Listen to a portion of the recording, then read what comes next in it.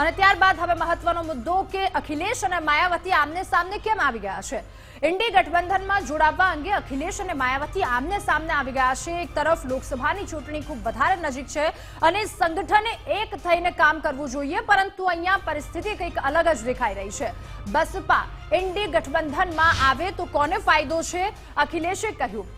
અખિલેશ યાદવના આજે કોને ફાયદો છે તે પ્રકારના નિવેદન બાદ માયાવતી ભડક્યા અને આખરે બંને આમને સામને આવી ગયા છે। માયાવતી દ્વારા પણ સ્ટેટમેન્ટ આપવામાં આવ્યું। માયાવતીએ કહ્યું કે અખિલેશ યાદવ એમની પાર્ટી દલિત વિરોધી છે અને તેમના કાર્યો પણ તે પ્રકારના હોય છે। ત્યારે સપાના તત્કાલીન મુખ્ય મુલાયમસિંહ ભાજપના આશીર્વાદ લેવા જતા હતા અને આક્ષેપ પ્રતિ આક્ષેપનો બંને વચ્ચેનો દોર શરૂ થઈ ગયો છે। ત્યારે અહીંયા મહત્વની વાત એ છે કે એક તરફ ચૂંટણી નજીક છે, ભારતીય જનતા પાર્ટી અને બીજી તમામ પાર્ટીઓ મેદાને ઉતરી ગઈ છે।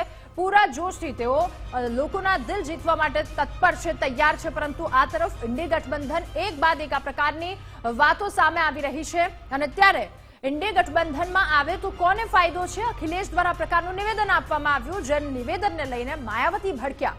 અખિલેશ યાદવ અને તેમની પાર્ટી દલિત વિરોધી છે, ભડકેલ માયાવતીએ કહ્યું।